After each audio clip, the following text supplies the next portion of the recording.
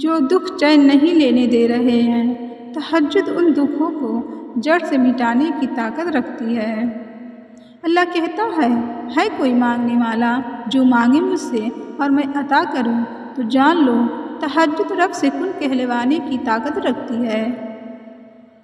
تم ان سرد راتوں میں جب اپنا گرم بستر چھوڑ کر اس کے سامنے اس کی سب سے لاڈلی عبادت تہجد کے لیے کھڑے ہوتے ہو نا، تو وہ تمہیں دیکھ رہا ہوتا ہے۔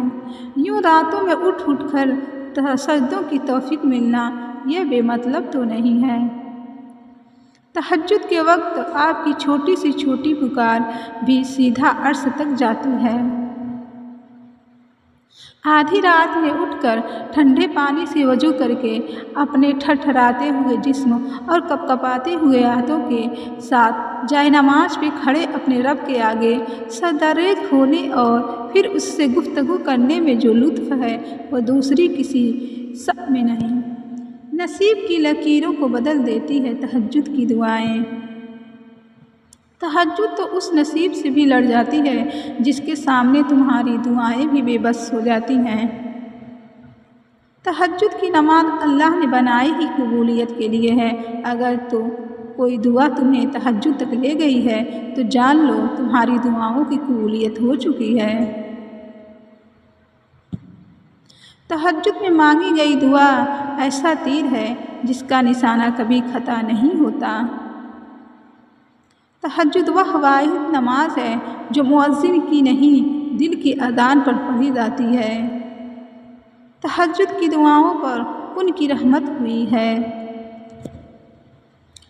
اور تہجد سے یہ تعارف تمہارا بے وجہ تو نہیں ہو رہا، آخر کچھ تو ہے جو ممکن ہونا ہے۔ تو اگر درد رات بھر سونے نہیں دیتا تو جان لو کہ وہ منتظر ہے تمہارا، ابھی بھی اس کا انتظار ہے تمہاری دعاؤں کا۔ مانگ لو، ابھی بھی کچھ نہیں بگڑا، ابھی بھی وہ سب کچھ ہو سکتا ہے جو تم چاہتے ہو، ابھی بھی وہ سب مل سکتا ہے جو تم مانگتے ہو، ابھی بھی قبولیت کی ایک گھڑی باقی ہے، ابھی بھی تہجد کا پلڑا مقدر پر بھاری ہے۔ تہجد وہ نماز ہے جس میں رب کوئی دعا درد نہیں کرتا۔ تہجد کا سجدہ ہی کن فیکون تک لے کے جاتا ہے۔ یہ جو مایوسی ہے یہ عاشق ہے، کل کہانی مکمل ہوگی۔